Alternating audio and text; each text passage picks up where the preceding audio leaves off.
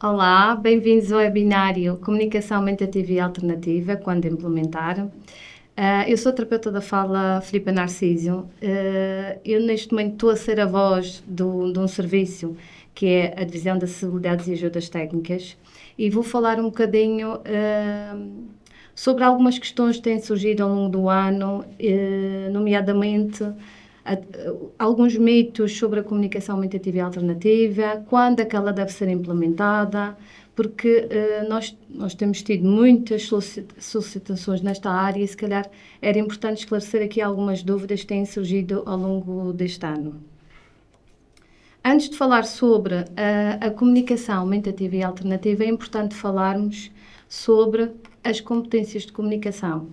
Para que é que nós comunicamos? Nós comunicamos para pedir ajuda, solicitar assistência, chamar e manter a atenção, protestar, recusar, cumprimentar, apresentar-se aos outros, mostrar afeto, dar informações, expressar uma ideia, dar uma opinião, responder a perguntas, fazer perguntas, contar uma história, expressar humor, iniciar e terminar uma conversa e ter a capacidade de mudar de tema ou de tópico. O que é que acontece nas nossas avaliações? Crianças, muitas delas que vão transitar para o primeiro ano, têm competências muito básicas ao nível da comunicação. A criança até já pede, a criança até tem a capacidade de recusar.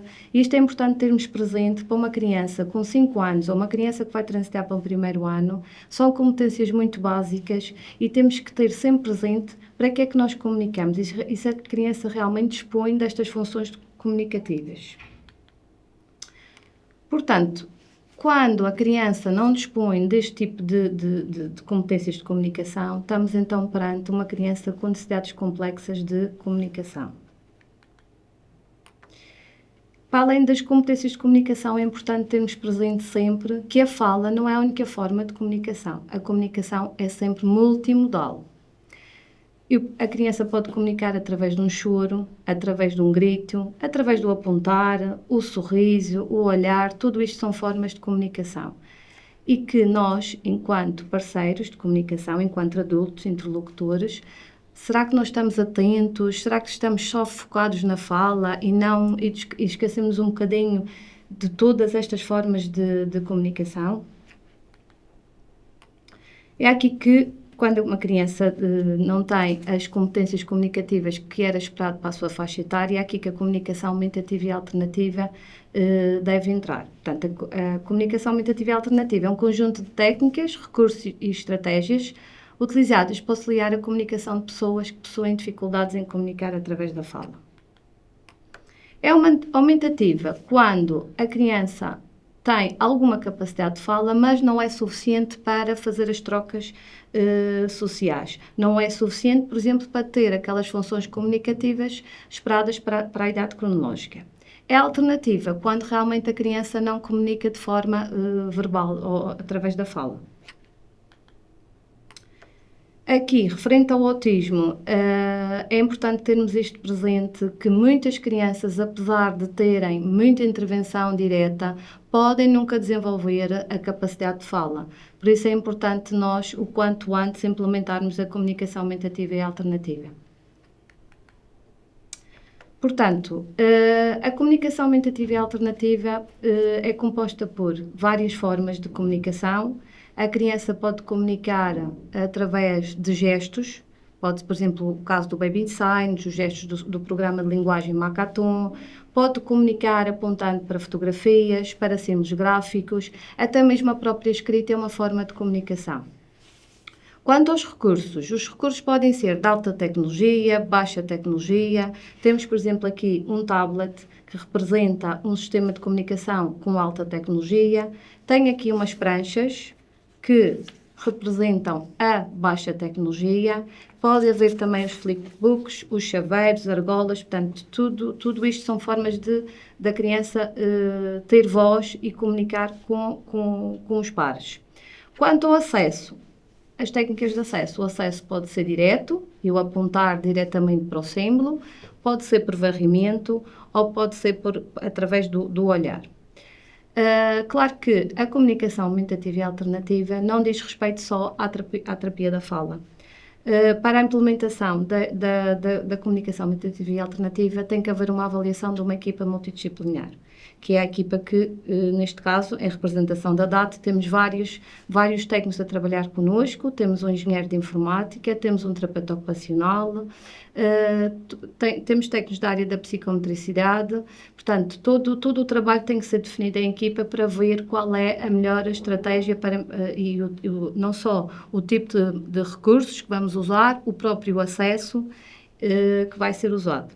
Quanto às estratégias, é importantíssimo, quando se vai implementar a comunicação aumentativa e alternativa, o treino de parceiros de comunicação, porque a criança não comunica sozinha, a criança comunica com a família, com os profissionais da escola, com os pares, e é importante que todas essas pessoas sejam habilitadas para facilitar o processo comunicativo da criança. Temos outra estratégia, que é a modelagem. A modelagem significa que eu vou, cada vez que eu falo com a criança, eu vou usar também o sistema que ela usa. Se a criança usa baixa tecnologia, cada vez que eu falo com a criança, eu aponto também para o símbolo gráfico. O mesmo em relação ao tablet. Se a criança usa a comunicação através de um tablet, cada vez que eu falo e aponto para os símbolos gráficos. Portanto, para comunicar, precisamos de facto de uma intenção comunicativa. O meio de expressão, como eu já falei, pode ser os gestos, pode ser as pranchas, os signos gráficos em baixa tecnologia, pode ser um sistema de alta tecnologia e aqui também focar o papel importantíssimo dos parceiros comunicativos, que, a meu ver, é o que tem falhado muito na implementação de sistemas de comunicação, porque, primeiro, a área de comunicação é uma área muito exigente, exige formação, exige persistência, exige consistência. As crianças demoram um ano para aprender a primeira palavra e, às vezes, quando se implementa um sistema de comunicação, esperamos que seja rápido e isto é um processo moroso que implica, de facto, um trabalho de equipa. A comunicação aumentativa e alternativa diz respeito a todos nós temos que dar um contributo nesta implementação da comunicação. A comunicação aumentativa e alternativa tem as suas vantagens, porque vai fornecer 2 inputs em simultâneo. Eu, quando falo e faço um gesto, por exemplo, neste momento estou a fazer o gesto da bola, a criança acede a 2 tipos de informação. Ela ouve e vê. E a estática também permanece mais tempo no tempo. Isto para crianças com dificuldades de compreensão, isto ajuda a perceber a informação que está a ser transmitida pelo interlocutor. Contudo, não é um processo habitual, tem que ser treinado e é um processo que demora mais tempo, porque a fala é sempre a forma mais rápida de comunicar e quando eu uso a comunicação aumentativa e alternativa é um processo que eu tenho que ser treinada também para isso e vou demorar mais tempo a transmitir uma mensagem. Em relação à compreensão verbal, muitas vezes nós temos a ideia que a criança não precisa da comunicação aumentativa e alternativa porque a criança percebe tudo. É preciso ver este tipo de compreensão, que muitas vezes a criança tem uma compreensão que nós chamamos de compreensão contextual. Ou seja, a criança está em casa a brincar, ouve o barulho dos tachos, a mãe está na cozinha e a mãe diz, vamos comer. Será que a criança percebe exatamente o que é falado ou o próprio contexto leva a uma compreensão do que a mãe está a transmitir? Porque o facto de usarmos a comunicação aumentativa alternativa faz com que a criança perceba melhor e não necessite tanto das pistas do contexto para perceber aquilo que é transmitido através da fala. Quanto aos mitos, ainda existem muitos mitos sobre a comunicação aumentativa e alternativa. Um deles é que a comunicação aumentativa, desculpem a redundância, atrasa a fala. Não há nenhum estudo, não há nenhuma evidência científica que comprove isso, pelo contrário, faz com que a fala aconteça de forma mais rápida e contextualizada. Ou seja, aqui temos a parte da pragmática, enquanto na ligação do que a criança expressa, o uso da comunicação seja funcional. Outro mito, que deve ser o último recurso. Quanto mais cedo for implementado a comunicação aumentativa e alternativa, melhor. Não só em termos de compreensão, da criança ter mais informação daquilo que é dito através da fala, mas também como meio de expressão. Crianças com 1 ano de idade já podem beneficiar de uma comunicação aumentativa e alternativa, seja com os signos gestuais, por exemplo, no programa Baby Signs, quer com o uso de símbolos gráficos, quer com o uso de fotografias, porque isto faz com que aquelas competências de comunicação que vimos no início consigam evoluir. Outro mito é usar primeiro a baixa tecnologia. Eu acho que depois da avaliação nós vamos ver se realmente se justifica ou não a utilização da alta tecnologia. No meu entender, é o facto de a criança apontar para um tablet e ter o feedback auditivo é muito mais aliciante a criança usar. Claro que isto vai depender toda da avaliação que for feita em equipa, e um dos requisitos que é importante terem atenção no uso da alta tecnologia tem a ver com a parte visual e com o acesso motor. Eu própria, na minha prática, tenho visto bons resultados na alta tecnologia. Eu antes achava sempre, também eu própria tinha esse mito que deveria ser primeiro implementada a baixa tecnologia, mas podemos usar das duas formas. Aliás, o ideal será a criança aceder à alta tecnologia e ter sempre a baixa tecnologia, porque o tablet às vezes fica sem bateria, ou há uma brincadeira, por exemplo, no recreio, que não se consegue ter o tablet em uso, e é importante termos a baixa tecnologia sempre disponível. Quanto a outro mito, é se exige pré-requisitos, como, por exemplo, a criança, contacto ocular, permanecer sentada, pronto. Isto é um mito, porque às vezes a criança, mesmo não tendo um contacto ocular direto, ela, ao perceber que eu carrego para um determinado símbolo e há uma consequência direta, por exemplo, a criança gosta de bolas de sabão, eu paro a tarefa, aponto para o símbolo do mais e logo a seguir ela tem bolas de sabão. Este uso funcional faz com que ela tenha mais interesse em pedir aquela atividade e faço o apontar também para o símbolo do mais. Outro mito é primeiro as fotos e depois os pictogramas. Claro que, em termos de representação simbólica, é mais fácil a criança aprende primeiro as fotografias, então para conseguir discriminar os signos gráficos, que são imagens mais estilizadas. Mas o que é importante aqui é a função do símbolo.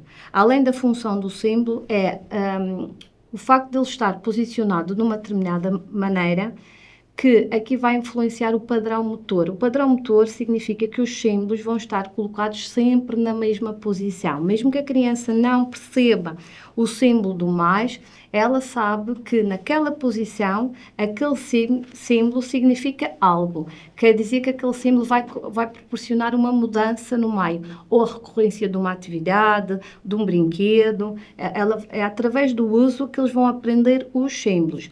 Por isso é que é importante os símbolos serem estáticos, estarem numa prancha, em vez de usarmos símbolos móveis, porque se a criança não reconhece o símbolo, eles precisam de estar sempre na mesma posição. Por exemplo, esta prancha é a página inicial de um sistema. E depois vamos ter outras pastas em que vamos navegar, por exemplo, a pasta da comida, ou dos brinquedos, ou dos lugares, e todos os símbolos que estão aqui, por exemplo, o eu, o tu, quando vão para a pasta da comida, têm que estar na mesma posição por causa desta questão do padrão motor. Porque se não for esta questão, a criança tem que realmente discriminar bem os símbolos. Isso exige muito em termos cognitivos. Portanto, é o uso que nós damos do sistema que faz com que a criança perceba o que é que o símbolo indica. Depois tem outro mito que prejudica o desenvolvimento da linguagem. Como eu referi ainda há pouco, o facto da criança visualizar os símbolos, o gesto associado à fala faz com que ela perceba melhor aquilo que é dito, porque a fala é muito abstrata. E ter o suporte visual ajuda não só a compreensão, como também a expressão, porque assim a criança também vê os vários elementos, por exemplo, de uma frase. E isto, para crianças até que falam, é uma ferramenta muito, muito útil para eles desenvolverem a capacidade de construção frásica. Claro que quando nós vamos implementar a comunicação aumentativa e alternativa, há uma coisa que é importante ter presente, é o que é que a criança já faz, como é que ela comunica, quais são as funções que ela tem. Muitas crianças até conseguem dizer algumas palavras, mas em termos emocionais têm alguma dificuldade de recusar algo que não seja através de um choro ou de uma birra. E, portanto, se calhar é a partir daí que nós vamos começar a introduzir a comunicação aumentativa e alternativa, que é passar de um comportamento disruptivo, de uma birra, para uma comunicação simbólica. Simbólica vem da palavra símbolo, pode ser um gesto, pode ser um signo gráfico. E isto é importante que a equipa que conhece a criança, os pais, tenham tempo para conhecer quais são realmente as funções comunicativas que a criança tem. São eles, muitas vezes, enquanto membro da DAT, nós fizemos uma grelha para realmente termos conhecimento do que é que a criança realmente já faz, se ela aponta, se ela atira-se para o chão quando quer rejeitar, se ela fala ou se a fala dela não é suficiente para desenvolver as tais competências comunicativas. Isto era importante estar tudo escrito num dicionário de comportamentos comunicativos, porque estas crianças, principalmente focando nas crianças com autismo, infelizmente, estão com profissionais que muitas vezes estão constantemente a mudar. E esta falta de consistência faz com que cada ano letivo que iniciamos, a pessoa que vai trabalhar com a criança com autismo não conhece, não sabe realmente as suas reais capacidades. Porque seja qual for o sistema de comunicação que entra, o que é importante? É importante validar a comunicação que a criança já tem. Vamos imaginar, a criança atira-se para o chão. Eu já sei que ela, ao tirar-se para o chão, está a recusar. E então, se ela está a recusar, é esse o momento de eu introduzir comunicação aumentativa e alternativa para ela dizer, por exemplo, que quer parar, ou que quer sair, ou que está sobrecarregada em termos de estímulos. Porque as crianças com autismo têm muitos períodos de desregulação ao longo do dia. E as escolas, muitas vezes, são ambientes um bocadinho agressivos, porque há crianças que toleram pouco barulho, há crianças que precisam de mais barulho, há crianças que até o próprio cheiro incomoda, e isto são tudo questões que levam tempo a conhecermos a criança. E quem vai começar um caso novo no próximo ano letivo, permitam-se primeiro a conhecer, perceber quando é que acontecem estes momentos de regulação, a que horas, o que é que aconteceu antes, o que é que aconteceu depois. Falem em equipa, mas para isso é importante que as escolas tenham um horário definido para que os profissionais possam articular uns com os outros. Que muitas vezes não acontece, mas a implementação da comunicação aumentativa e alternativa pressupõe este conhecimento. Portanto, quando nós vamos implementar um sistema de comunicação, a nossa preocupação deve ser realmente o que está na base desta pirâmide. Primeiro, a criança, para estar focada na aprendizagem ou para estar focada na comunicação, ela tem que estar disponível, tem que estar regulada, seja emocionalmente ou seja sensorialmente. Também é importante a ajuda dos terapeutas ocupacionais nesta parte sensorial, porque há crianças que, por exemplo, o abafador de som pode ser útil, para outras pode ser uma pressão excessiva no corpo, e isso faz com que a criança esteja disponível para a aprendizagem. E isso também são conteúdos, é vocabulário que deve entrar no sistema de comunicação. Se a criança está a fazer uma birra e nós percebemos que ela está com sobrecarga sensorial devido ao excesso de barulho, se calhar aí na primeira página do meu sistema de comunicação era importante colocar os auscultadores, que ela assim vai solicitar de forma rápida os auscultadores para se sentir regulada, porque nenhum de nós, estando nervosos, ansiosos, está disponível para o que é que seja. Isto também acontece com as nossas crianças com autismo. E depois tem que haver esta parte do envolvimento, de uma interação. Às vezes os sistemas de comunicação entram mais para trabalhar as cores, os objetos, e eu acho que é importante irmos lá para baixo, haver esta parte do envolvimento, da atenção conjunta, partilha, mesmo que a criança esteja só connosco um minuto, é importante perceber sempre o que é que a criança realmente gosta, o que é que a torna feliz. Às vezes pode ser o andar de um lado para o outro na sala, pode ser o girar uma cadeira, e a partir daí é muito mais fácil a comunicação aumentativa alternativa entrar, porque a criança sente prazer e sente vontade em realmente usar o sistema de comunicação, ter uma voz. E depois as outras competências com o tempo, claro que é importante a criança aprender as cores, é importante a criança adquirir mais vocabulário, mas para a parte da comunicação interessa sempre que haja esta partilha, que a criança reconheça o outro enquanto parceiro de comunicação. Se não for uma coisa prazerosa, ela não vai ter vontade de comunicar. Então, quais são realmente as nossas metas de intervenção? Temos aqui, por exemplo, temos ali 2 símbolos gráficos. Temos o exemplo do símbolo gráfico parar, criança que faz uma berra e que não sabe dizer que quer parar, está com muita sobrecarga ou está chateada que não quer fazer mais aquela tarefa. E se calhar este símbolo vai ser importante ser introduzido naquela hora. Eu, como parceiro, estou a observar a criança e já estou a validar esta comunicação. Ela está a fazer esta birra, quer dizer que ela quer parar. É o momento ideal, ok, eu sei que tu queres parar. Validar a comunicação não significa que ela vai fazer aquilo que ela expressa. Ela tem o direito de ter uma voz, a criança. E cabe-me a mim, se for o caso, estou a fazer uma tarefa com ela, mas não quero parar ou não é o momento ideal de parar, eu posso dizer, apontando para o símbolo, ok, eu sei que tu queres parar, mas vamos esperar mais um bocadinho. Dar esta voz à criança. Temos, por exemplo, o mais. O mais é uma palavra essencial que vai ser usada, neste caso vai ser usada como função comunicativa de pedir a ocorrência, pode ser, neste caso são as cócegas, podemos parar, enquanto parceiros, podemos fazer um bocadinho de cócegas, paramos, para quê? Para criar intencionalidade comunicativa. E se calhar a criança movimenta um braço ou movimenta o pé para solicitar que quer mais, eu aí aproveito a oportunidade e vou apontar no símbolo gráfico ou então fazer o gesto do mais. O parar e o mais são 2 palavras que fazem parte do vocabulário essencial. Enquanto que a palavra bola, a palavra as bolas de sabão, o carro, são palavras que até podem fazer parte do dia-a-dia da criança, porque a criança até gosta de bola, ou a criança até gosta de brincar com o carro.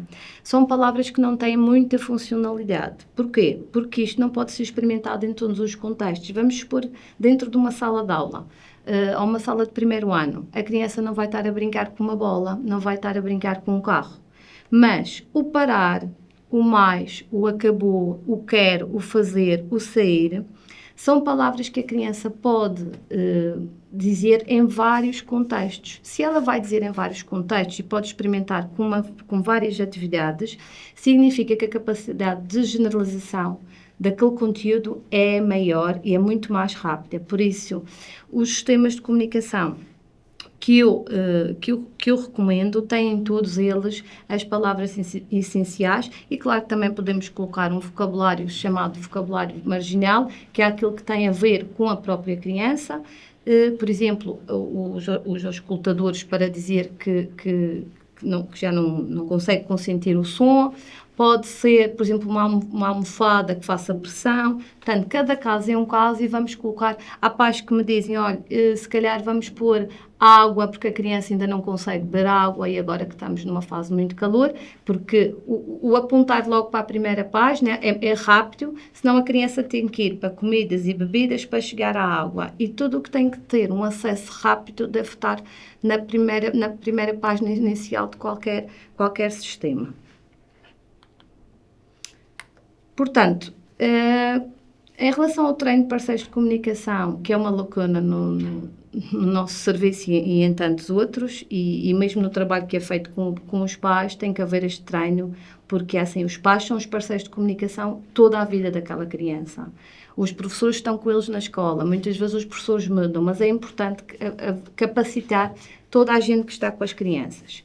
E a primeira coisa que temos que ter sempre presente é o que é que motiva a criança a comunicar. Pode ser o balúcio, pode ser girar uma cadeira, pode ser tanta coisa, e às vezes isso é a base, não é? Como eu já referi, é a base, e é importante estudar aquela criança e perceber o que é que ela gosta e o que é que não gosta de fazer.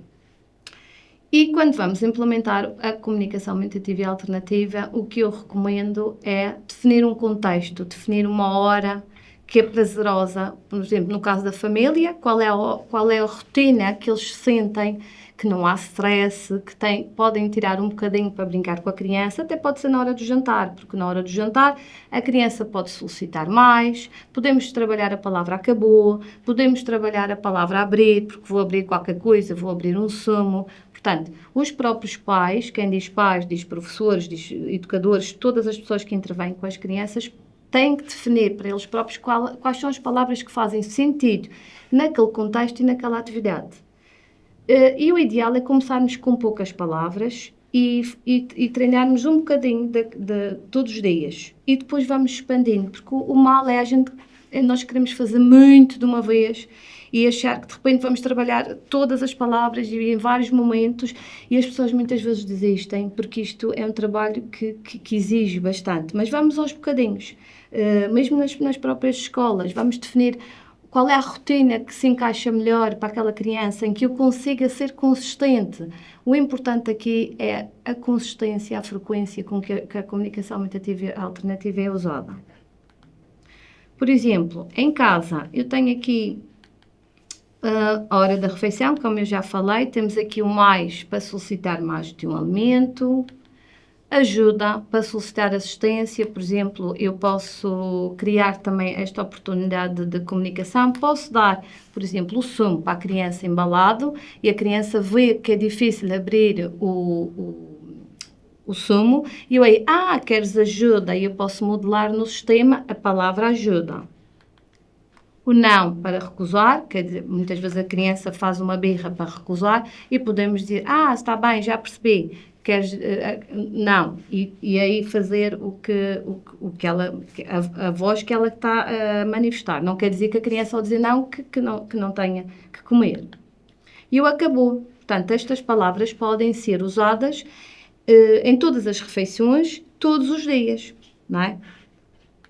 Quanto às estratégias, nós podemos usar a baixa tecnologia, neste caso, uma prancha, convém ter estas palavras essenciais, e o que eu recomendo é, quando tem muitas palavras, o parceiro de comunicação demora muito tempo a perceber onde é que elas estão. Por isso é que eu recomendo também, quando se vai iniciar um sistema de comunicação, primeiro a pessoa tem que perceber como funciona um tablet e também como é que funciona esta parte da baixa tecnologia. Porque depois, eu, enquanto parceiro, tenho que estar constantemente a olhar para a criança, validar o que é que ela está a fazer e apontar para aqui. Isto parece uma coisa muito simples, mas não é. Porque se eu estiver concentrado a olhar para aqui, há uma série de comportamentos comunicativos que a criança está a fazer que eu não estou a validar. E o mais importante não é a utilização do sistema, é eu estar constantemente numa interação e a valorização de todas as tentativas comunicativas que a criança faz.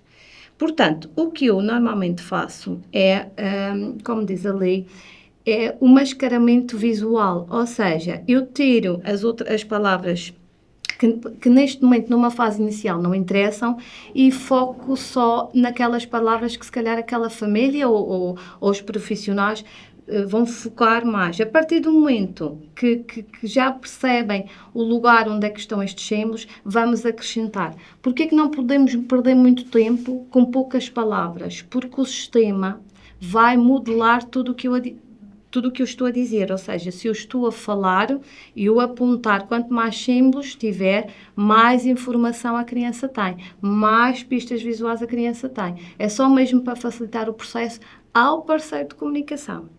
que depois, ao longo do tempo, nós vamos, em conversação, perceber se correu bem, se não correu bem, se fez sentido aquelas palavras, se não fez.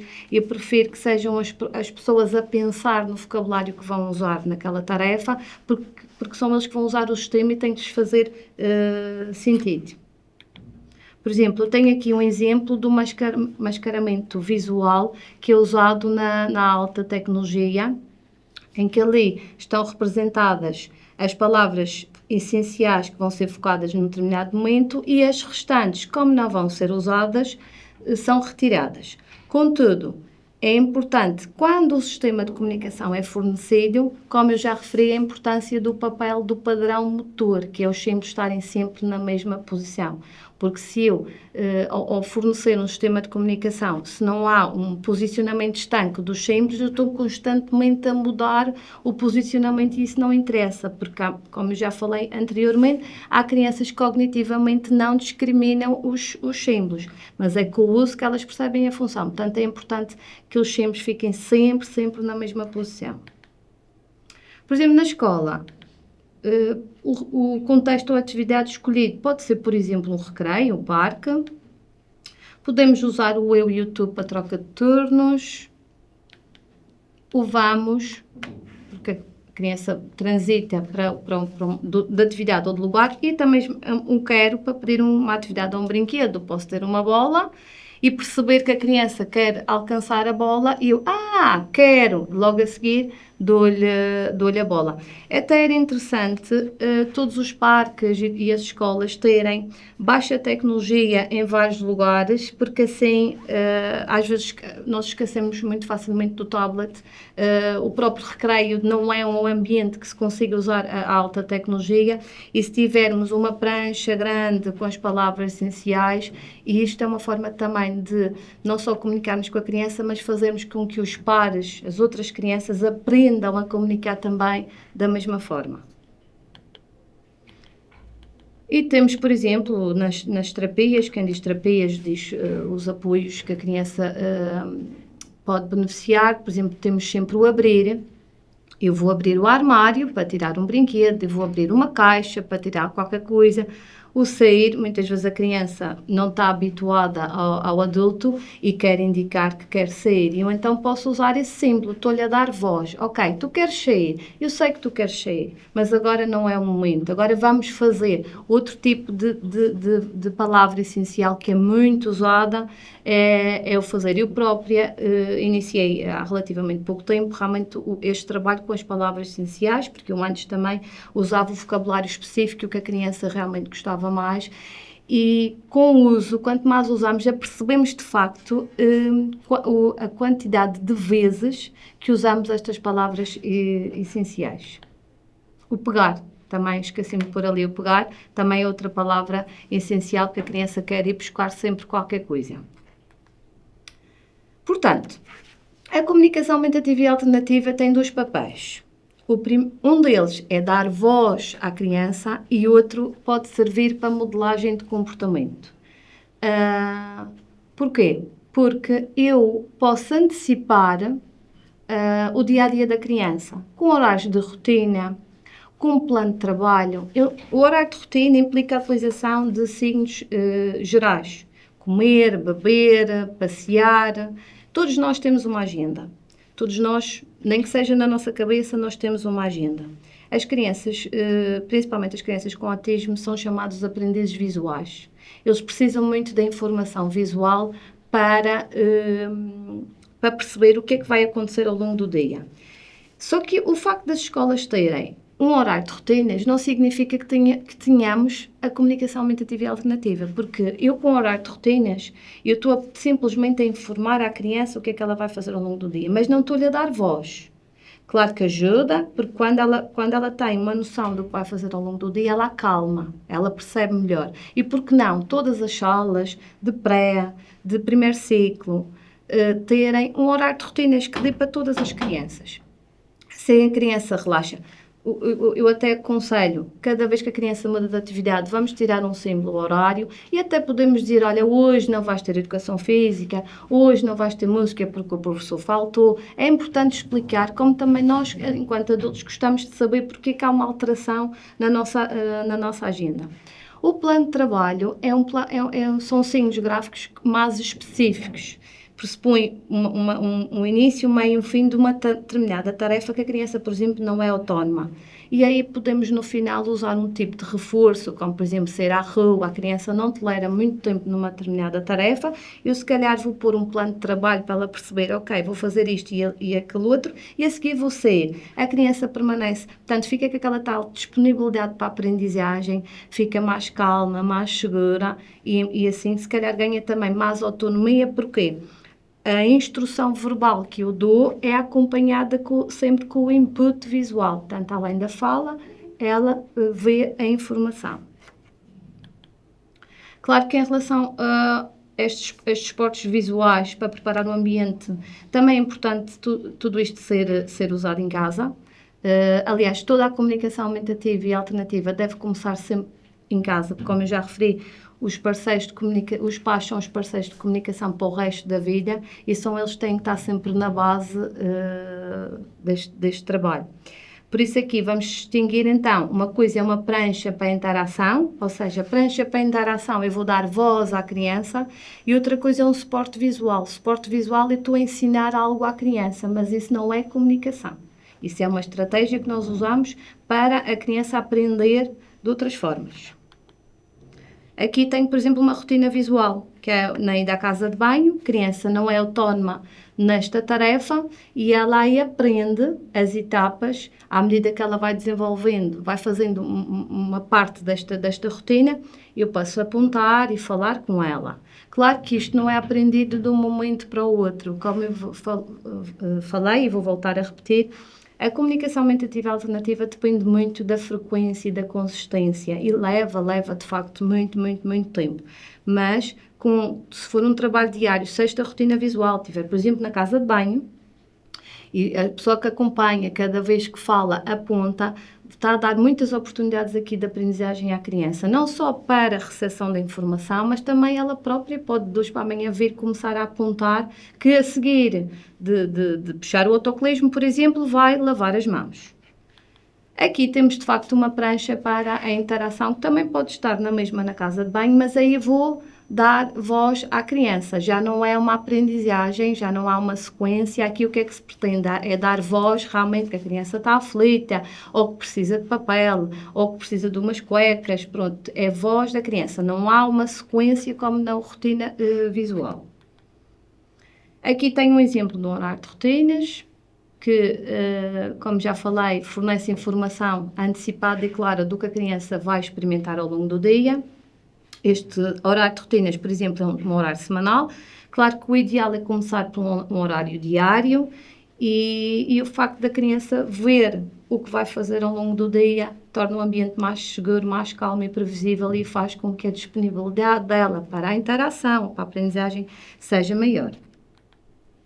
Aqui temos um exemplo de um plano de trabalho, por exemplo, pegando no símbolo geral tarefa de chegada. Vamos imaginar, no horário de rotinas pode estar este símbolo tarefa de chegada e na tarefa de chegada há crianças que não têm autonomia, por exemplo, para bater à porta, para arrumar o casaco ou mesmo dar um bom dia. Isto, se calhar, se for de forma sequenciada, explicada oralmente e através de pistas visuais, faz com que a criança perceba o que tem de fazer.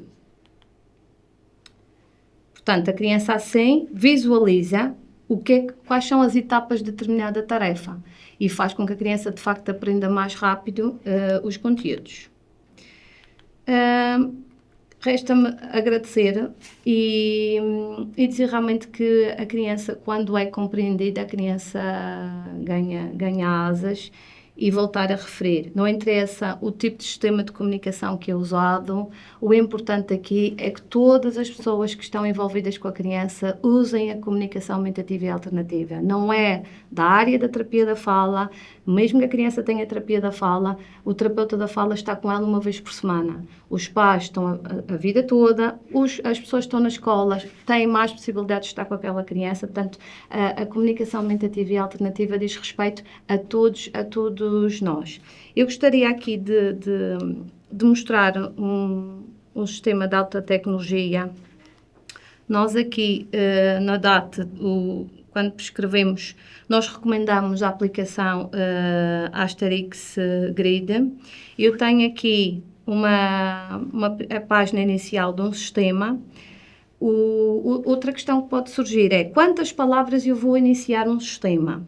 O mais importante é se a criança acede visualmente e em termos motores aos símbolos. Normalmente, para sabermos isto logo de imediato, é perguntarmos à família se a criança usa de facto o telemóvel e se a criança usa e aponta para o telemóvel, no instante consegue aceder a um tablet. Questões mais complexas, áreas de padrão paralisia cerebral, ou crianças com alterações sensoriais, que até mesmo a própria cor e o feedback auditivo pode não ser benéfico, isso é importante vermos caso a caso.